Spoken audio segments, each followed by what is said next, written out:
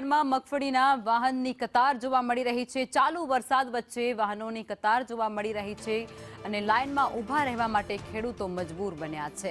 શેડમાં જગ્યા હોવા છતાં પણ લાઇનમાં ઊભા રહેવા મજબૂર આ ખેડૂતો જોવા મળે છે। 12 કલાક પોતાની મગફળી લઈ અને આ તમામ લોકો અત્યારે કતારે ઊભા છે। અનેક ખેડૂતોની મગફળી રસ્તા પર પલળ્યા હોવાના આક્ષેપ પણ ખેડૂતો દ્વારા કરવામાં આવ્યા છે। ये मार्केट गेट वाला ये तंत्र वाला ये जमीन लीधी है पर हजे सुधी कोई खेडूत ने माल ठलवा हाटू कोई जातनी सुविधा नहीं बनावी। अमारी एवी इच्छा है कि भाई गेट ने अहींया राजकारणो के अहींना मंत्री ने गेटना जे सभ्य होय ट्रस्टी होय एने आवी थोड़ी सुविधा खेडूतो माटे थोड़ी ध्यान देवी जोईए।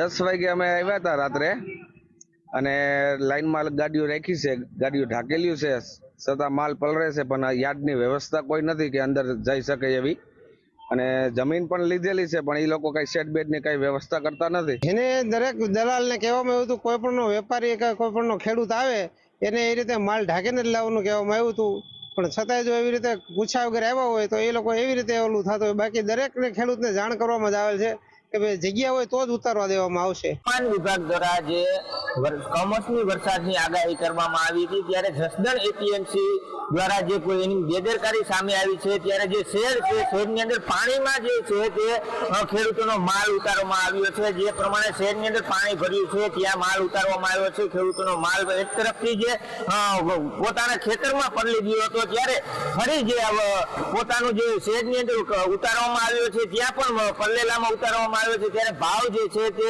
નબળો પડી જતો હોય તેને લઈને ખેડૂતો ક્રોધમાં આવ્યા હતા। ત્યારે ખેડૂતો કહી રહ્યા છે જે માંડવીનો ભાવ 1200-1300 રૂપિયા હોય છે ત્યાં અમને 900 રૂપિયાનો ભાવ મળી રહ્યો છે। પિયુષ વાજા, સંદેશ।